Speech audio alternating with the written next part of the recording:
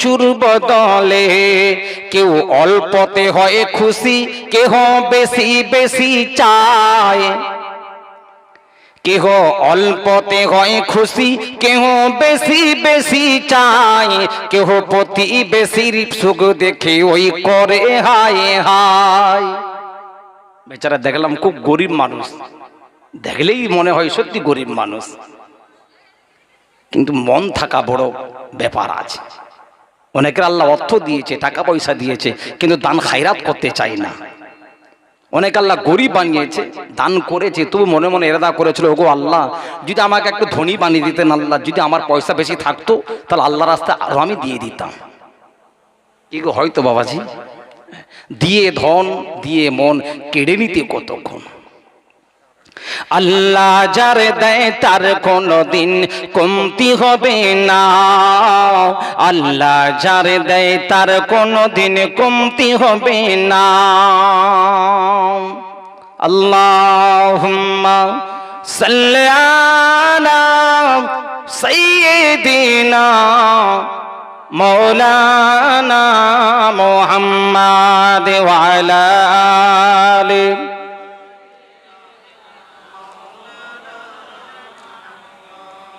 আল্লাহ পাকের দরবারে লাখ লাখ কোটি কোটি শুকরিয়া যে রব্বুল আলামিন আল্লাহ আমাকে আপনাকে সকলকে আজকের দিনে যদিও একটা ময়দান, যদিও একটা মাঠ, গতকাল ছেলেরা এই ময়দানে খেলাধুলা করেছিল, আবার জলসার পরে কালকে সকালবেলা এই জায়গাটায় খেলাধুলা করবে।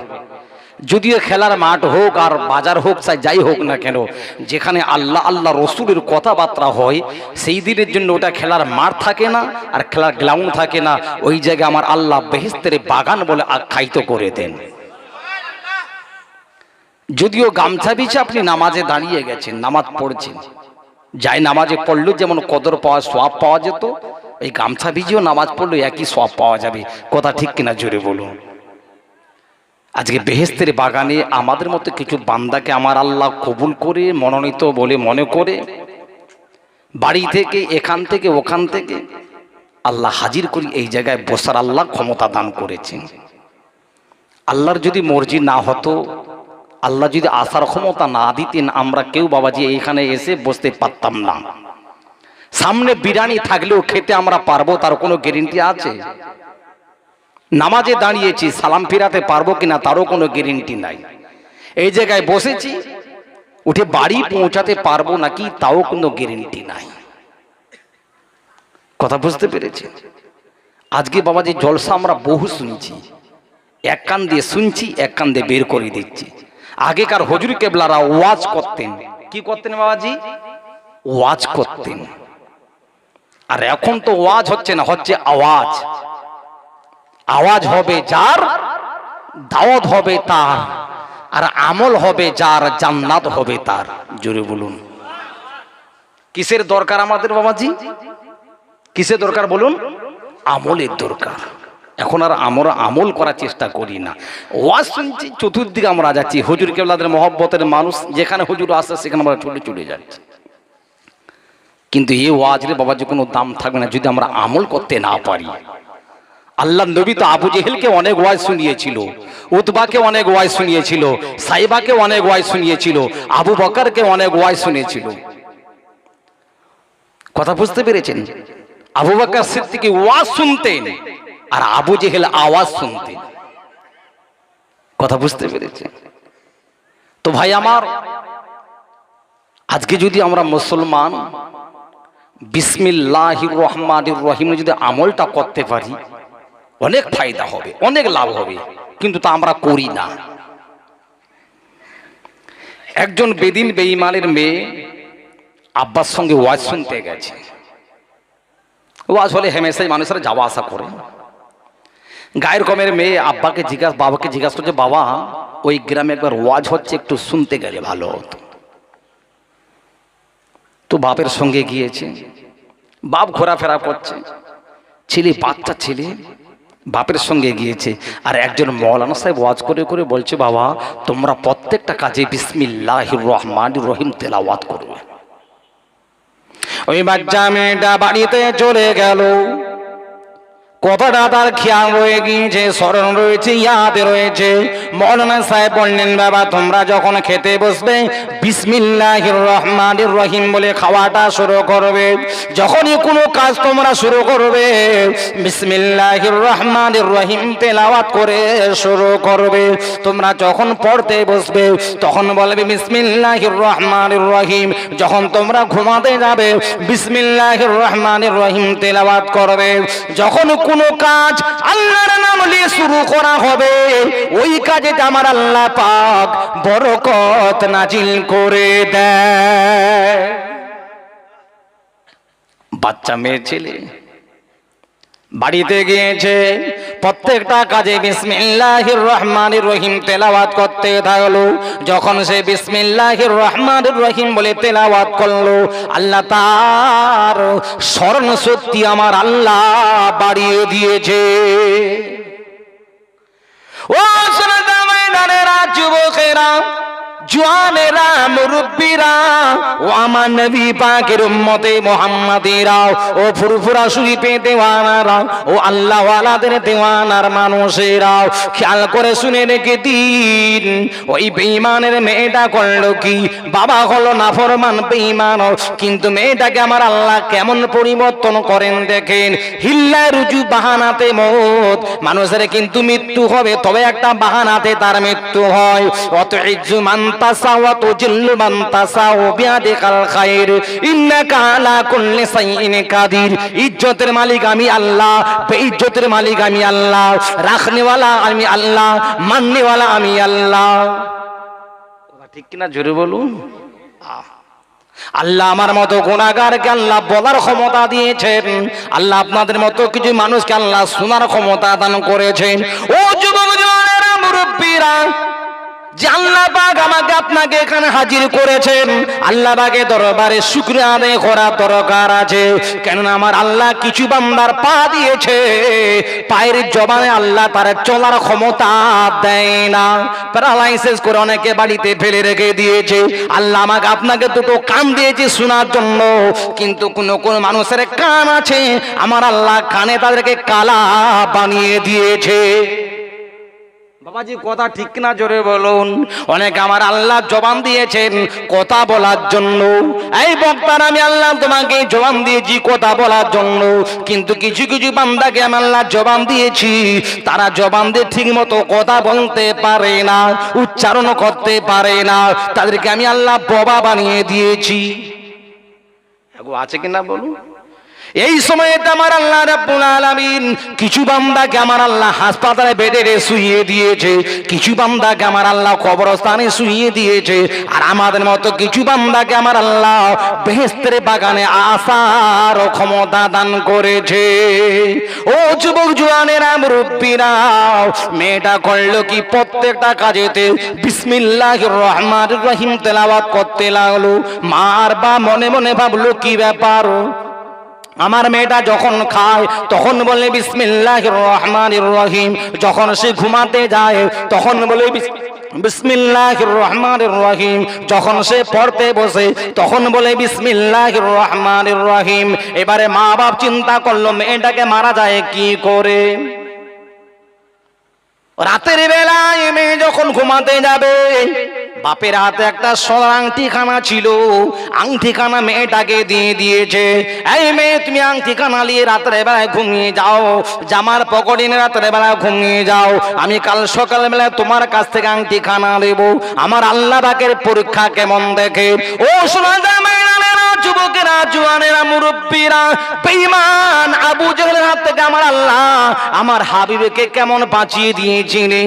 আপনাদেরকে খেয়াল আছে বাবা, যে পাহাড়ের গুহাতে আবু বকর সিদ্দিক রাদিয়াল্লাহু তাআলা আনহুকে সঙ্গী সাথী হিসাবে গুহার ভিতরে ছিলেন, কিন্তু পাহাড়ের উপরে তারা চলাফেরা করেছিল, নিচের দিকে দেখলে তারা রাসূলুল্লাহকে দেখতে পেয়ে যেত।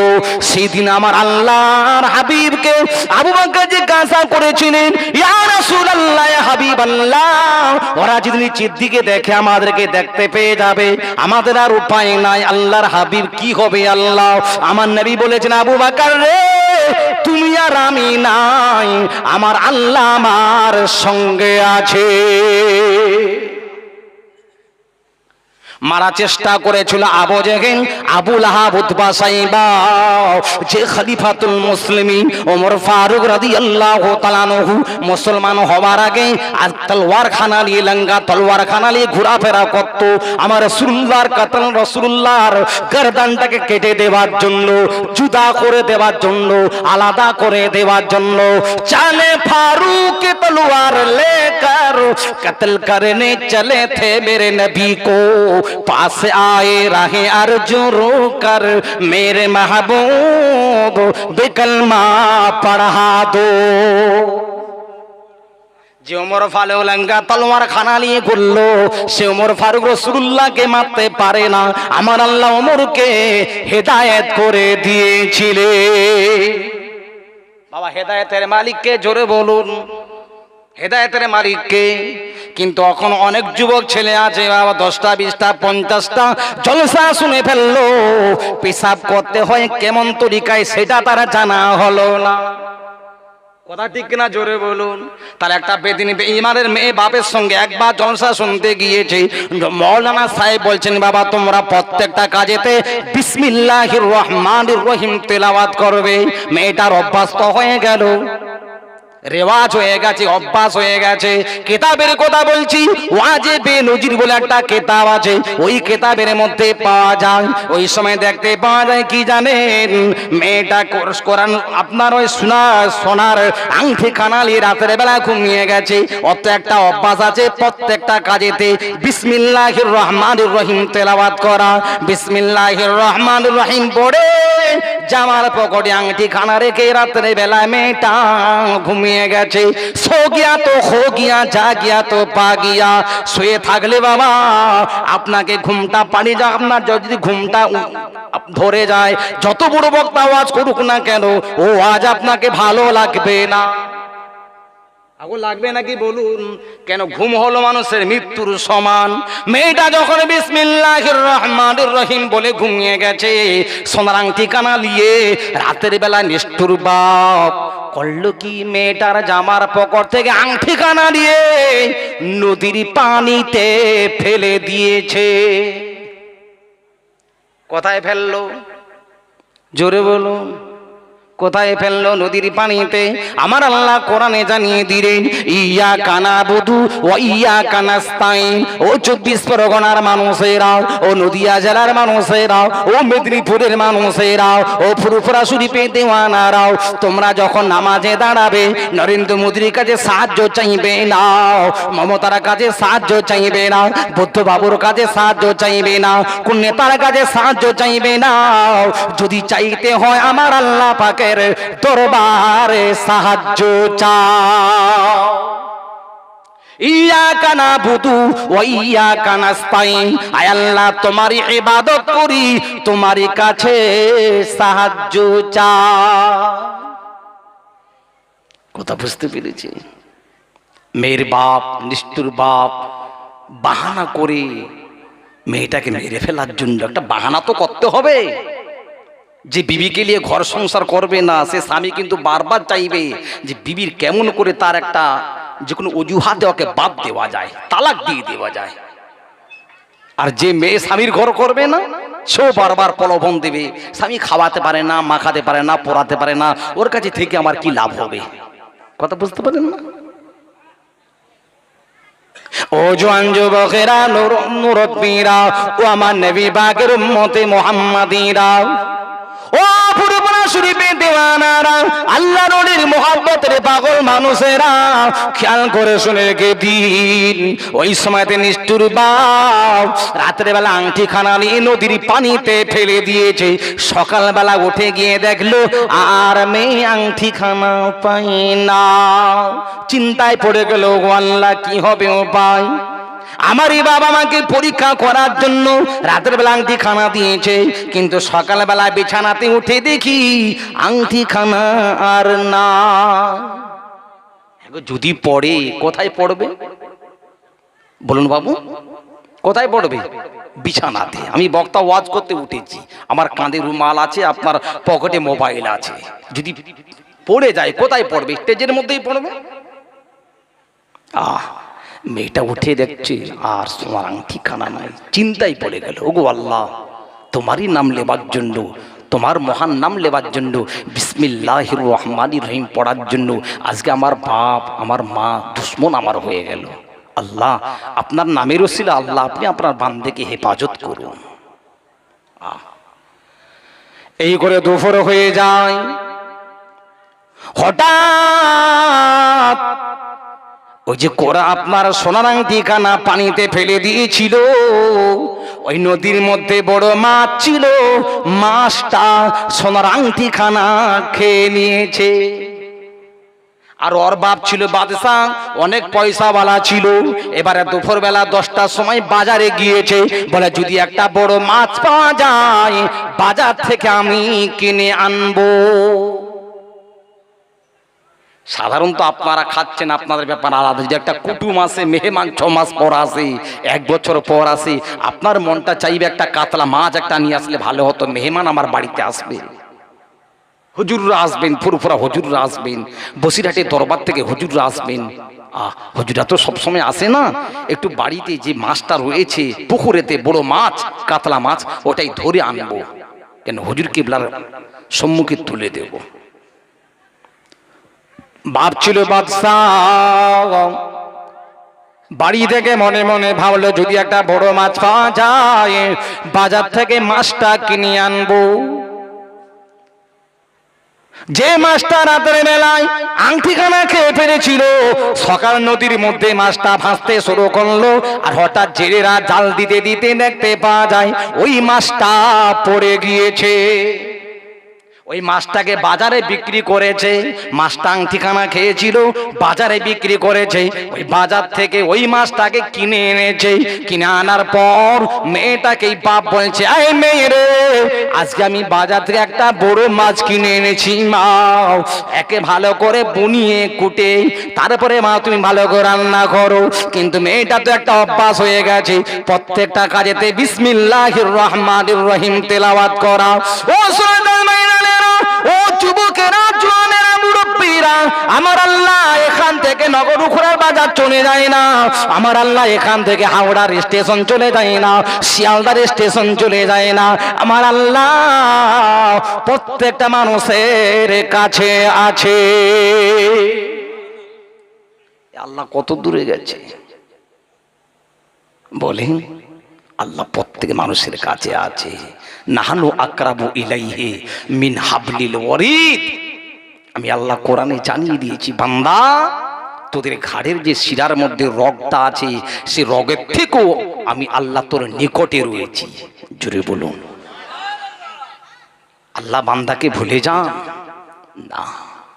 বান্দা তো রাতের অন্ধকারে তোর নেতাকে ডাকলে কোন নেতা তোমাকে সাড়া দেবে না।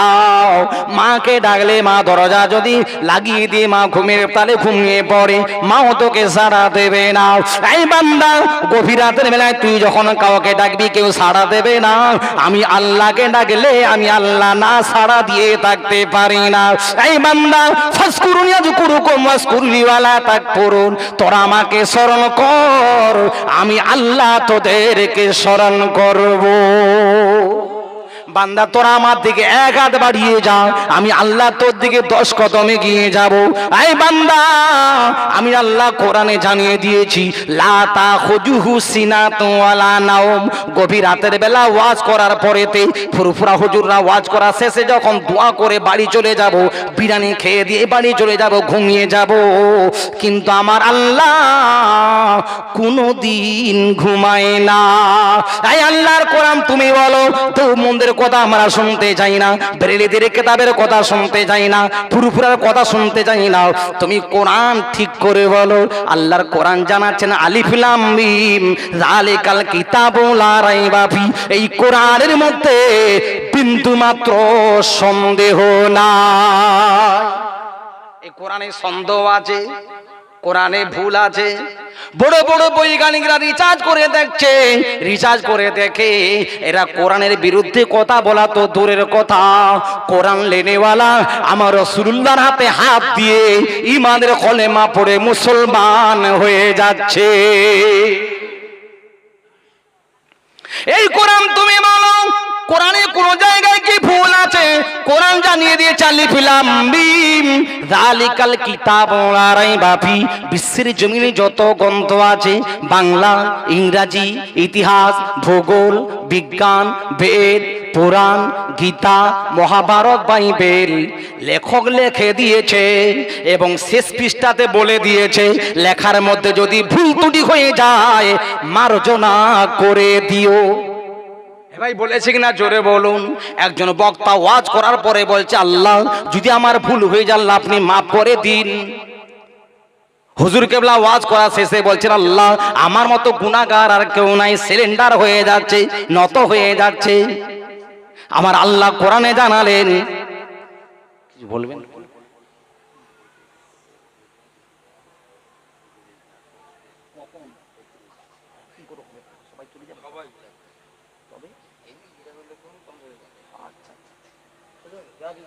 আচ্ছা আচ্ছা, ভাইজান যাবে এক্ষুনি? আচ্ছা ভাইজান যখন কোরআন আপনার কবর জিয়ারত করতে যাবেন, যিনারা যেতে চান একটু চলে যাবেন তাহলে। ও শোনাজান ভাইজানেরা, যুবকেরা, জওয়ানেরা, মুরব্বীরা, যে কথা বলতে যাচ্ছিলাম, আলিফ লাম মিম যালিকাল কিতাবু লা রাইবা ফি, ওই কোরআনের মধ্যে বিন্দুমাত্র সন্দেহ নাই। আছে এ বাবাজি, কোরআনে বিন্দুমাত্র সন্দেহ আছে না? কোরআনের মধ্যে বিন্দুমাত্র সন্দেহ নাই। ও যুবকেরা, জওয়ানেরা, যে 50 বছর আগে, 100 বছর আগে, 70 বছর আগে আপনার বাপ চাচা, আমার আব্বা জান, দাদু জান, দাদি জান, নানা নানিরা যারা কোরআনটা তেলাওয়াত করে কবরবাসী হয়ে গেছে, সেই কোরআনটা এখনো বাড়ির মধ্যে আছে। এখন বাড়ির মধ্যে আছে না নাই? আছে। যে কোরআনটা পড়লে 10টা করে গুনাহ মাফ করে দেয় আমার আল্লাহ, 10টা করে আমলনামাতে নেকি লিখে দেয়। জোরে বলুন। ওয়াইজা কুরি আল কোরআন ফাস্তামিউ লাহু ওয়া আনসিতু লাআল্লাকুম তুরহামুন। কোরআন পড়লে সওয়াব আছে, শুনলে সওয়াব আছে, এবং জিনাদের জন্য পড়ানো হয়, তিনারাও কবর থেকে সওয়াব পেয়ে যায়। আজকের দিনেতে শুধু আমরা খুশি নই, আমাদের মা বাপ, দাদা দাদি, নানা নানি, আত্মীয় স্বজন, মাই মুরব্বীরা, তারাও কবর থেকে খুশি হয়ে গিয়ে আমাদের জন্য তারাও দোয়া করতে থাকে। কথা বুঝতে পেরেছেন বাবাজি? শুধু বছরে একবার হুজুরদেরকে নিয়ে কবর জিয়ারত করলে হবে না বাবা। বছরে একদিন মা বাপকে ইয়াদ করার কথা বলে দেননি। নবী বললেন, তোমরা শুক্রবার দিন জুম্মার নামাজটা পড়ে যে যার মা বাপের কবরের ধারে একটু কবরটা জিয়ারত করবে। কথা বুঝতে পেরেছেন? বছরে একবার ঈদের নামাজের দিন জিয়ারত করলে হবে না বাবা। প্রত্যেক জুম্মার দিনেতে একটু কবরটা জিয়ারত করা দরকার। ইমাম সাহেবকে নিয়ে যেতে হবে তারও কোনো মানে নাই। আপনি ছেলে বাপের কবরের ধারে চলে যাবেন, রব্বির হামহুমা কামা রব্বায়ানি সাগীরা, আয় আল্লাহ আমার আব্বা জানের গুনাহকে মাফ করে দিন আল্লাহ। কেন হাফিজ সাহেব, কারি সাহেব, পীর সাহেবের দোয়াটা কবুল হতে পারে, নাও হতে পারে, কোনো গ্যারান্টি নাই। কোনো ছেলে যখন নিজের মা বাপের জন্য অন্তর খুলে দোয়া করবে, আল্লাহ ওই দোয়াটা কবুল করে নেবে। জোরে বলুন। তাই যে কথা বলছিলাম, সে মেয়েটা করেছে কি, মাছটা কেটেছে, মাছের মাথাটা কাটলো, কিছুই পাওয়া গেল না। কাটতে কাটতে যখন পেটটা কাটতে গেল, ওই পেটের ভিতর থেকে দেখতে পাওয়া যায় সোনার আংটিখানা আমার আল্লাহ মিলিয়ে দিয়েছে। মিলানেওয়ালাকে জোরে বলুন, কিসের ওসিলায় মিলিয়েছেন? হ্যাঁ, বিসমিল্লাহর ওসিলায়, আল্লাহ পাকের মহান নাম লেওয়ার ওসিলায় আল্লাহ মিলিয়ে দিয়েছেন। কত চিন্তা ছিল মেয়েটার, ওগো আল্লাহ এই সোনার আংটি হারিয়ে গেছে, আমার বাপ তো আমাকে অজুহাতে মারবে। কিন্তু আল্লাহ বলে, বান্দা টেনশন করার দরকার নাই, চিন্তা করার দরকার নাই। কেন? যারা ওলি বান্দা হয় তাদের দুনিয়াতেও কোনো ভয় থাকে না, কবরেও কোনো ভয় থাকে না। জোরে বলুন। আলা ইন্না আউলিয়াল্লাহি লা খাউফুন আলাইহিম ওয়ালা হুম ইয়াহজানুন। আমার ওলি বান্দাদের দুনিয়ার জমিনে কোনো ভয় নাই, কবরে যাবার পরেতে তাদের কোনো ভয় থাকবে না। একটা ছেলে যদি হাই র্যাঙ্কের নাম্বার পায়, 100 নাম্বারে যদি 90 নাম্বার পায়, 80 নাম্বার আপনার এখানে যদি পায়, মেদিনীপুরে যদি ওকে পরীক্ষা দিতে পাঠানো হয়, পাস করবে না ফেল করবে? বলুন বাবাজি, কি করবে? পাস করে যাবে। যেখানে 100 নাম্বারে 90 নাম্বার পেত, 95 পেত, 99 পেত, ওখানে কমপক্ষে 70 নাম্বার তো পাবে। পাসটা হবে, ফার্স্ট ডিভিশন হোক চাই নাই হোক, পাস করে ফেলবে। কিন্তু যে ছেলে এখানে পরীক্ষায় ফেল করনেওয়ালা হবে, এখানে যদি ফেল হয়ে যায়, বাঁকুড়াতে যদি তার সেন্টারটা পড়ে, বাঁকুড়াতে গিয়ে ফেল হয়ে যাবে, মেদিনীপুরে গিয়ে ফেল হয়ে যাবে, কলকাতাতে গিয়ে ফেল হয়ে যাবে, তার আর পাস করার ক্ষমতা থাকবে না। ও ও যুবকেরা, জওয়ানেরা, মুরব্বীরা, তাই আমার আল্লাহ কোরআন জানিয়ে দিলেন, ওয়ালা তাকুলু লিমান ইউকতালা ফি সাবিলিল্লাহি আমওয়াত বাল আহইয়াউ ওয়ালাকিন লা তাশউরুন। যারা আমি আল্লাহ পাক আমার রাস্তায় জানটা শহীদ করে দিয়েছে, জানটা কুরবানি করে দিয়েছে, তাদেরকে তোমরা মৃত বলো না, আমি আল্লাহ পাক তাদেরকে কবরেতে জিন্দা রেখেছি। ও আল্লাহ, আমরা সবাই জানি মানুষ মরে গেল সব শেষ হয়ে গেল, আর ওরা জিন্দা থাকে? আল্লাহ বলেন হ্যাঁ থাকে। ওয়ালা তাযাবান্নাল্লাযীনা কুতিলু ফি সাবিলিল্লাহি আমওয়াত বাল আহইয়াউ ইনদা রাব্বিহিম ইরজাকুন। আমি আল্লাহ পাক তাদের জন্য রিজিকের ব্যবস্থাও করে থাকি। আল্লাহ রিজিক দেন। আল্লাহ ওয়ালা হয়ে যাও, আল্লাহর জান্নাতি মানুষ বেনে যাও, তাহাজ্জুদ নামাজ পড়নেওয়ালা ব্যক্তি হয়ে যাও, আল্লাহ দুনিয়াতে তোমার সম্মান দেবে, আখিরাতে কবরে তো আমার আল্লাহ সম্মান দিতে থাকবে। জোরে বলুন। এ বাবাজি, আল্লাহর ওলিরা দুনিয়ার জমিনে থাকা অবস্থায় যেমন সম্মান পেত,